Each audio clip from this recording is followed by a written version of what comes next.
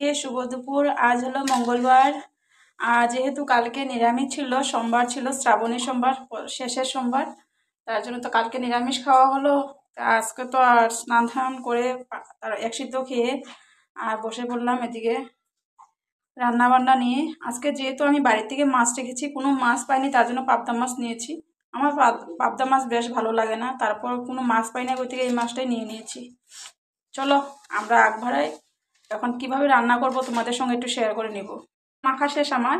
আর একটু একটু করে একদম কড়াইতে ফেলাইয়া খালি শুধু উঠাইমু, একটু হালকা সাতলামি, বেশি সাতলামি না। এই যে হয়ে গেল, এখন নামাইয়া নিমু। দুই সাইড হয়ে গেছে। অল্প অল্প সাতলামি করলাম না, বেশি সাতলাম না, যেহেতু পাবদা মাছ এগুলো সাতলাইলে ভালো লাগে না, কাঁচাটাই বেশি ভালো লাগে। কাঁচা তো বানাইতে আমার ভালো লাগে না, এখন পাবদা মাছ তো ও যদি কিছু কয় লেগে আনবো, একটু সাতলাইয়া নিই। আমার রান্নার সামগ্রী এখানে কালো জিরা, শুকনো লঙ্কা, টমেটো, তেজপাতা, আদা বাটা, রসুন বাটা, তারপরে আদা বাটা না, আদা কুড়ানো, পেঁয়াজ কুড়ানো, রসুন কুড়ানো, শুকনো লঙ্কা গুঁড়ো, জিরা, হলুদ, কাঁচা লঙ্কা, পেঁয়াজ, এদিকে শস্য দিলাম। এই যে মাছ সাপড়ায় যে তেলটা রয়েছে, ওই তেলটাতে আমি দিয়ে দিলাম পেঁয়াজ, কাঁচা লঙ্কা, কালো জিরা, শুকনো মরিচ, তেজপাতা। একটু খানিকক্ষণ ভাজা যখন লাল হয়ে যাব, তারপর দিয়ে দিব টমেটোটা ভাজার একটু একটু ভাজার গলার পর দিয়ে দিব। তারপর আমি সব বাটা জিনিস, টমেটোটা ভাজা হয়ে গেছে, এখন মশলা দিয়ে দিই। এখানে মশলা দিয়ে কতক্ষণ কষায় নিব, কষানি হয়ে গেলে দিয়ে দিব এখানে জল, তারপর ঢেকে রাখবো।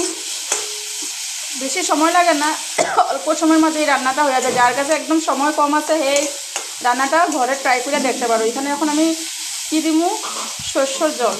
সরষেটা যেহেতু আগে আমি 5 মিনিট আগে ভিজায় রাখছি, এই যে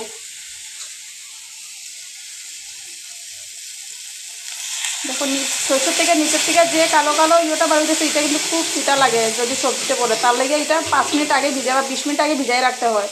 এই যে এটা পুরা তিতা লাগে, এটা দিয়ে দিলে সবজিতে ওই গতিকে আগে ভিজায় রাখতে হয়। আর সবজির কি জ্যাং উঠছে,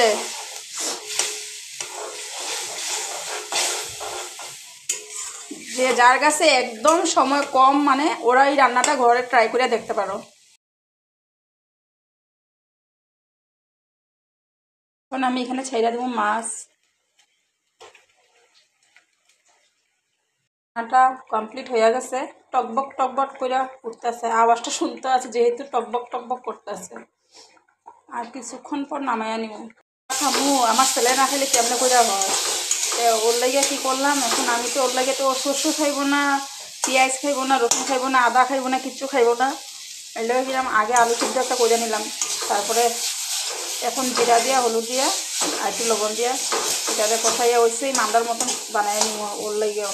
আর লঙ্কা খায় না, কিন্তু তথাপি বহুদিন হয়ে গেছে তো এগুলিকে এখন একটু একটু কাঁচা লঙ্কা দিয়ে আমি ইয়ে করতেছি, ওইবার সরাইতেছি। এখন একদম ঝাল খাইতে পারে না।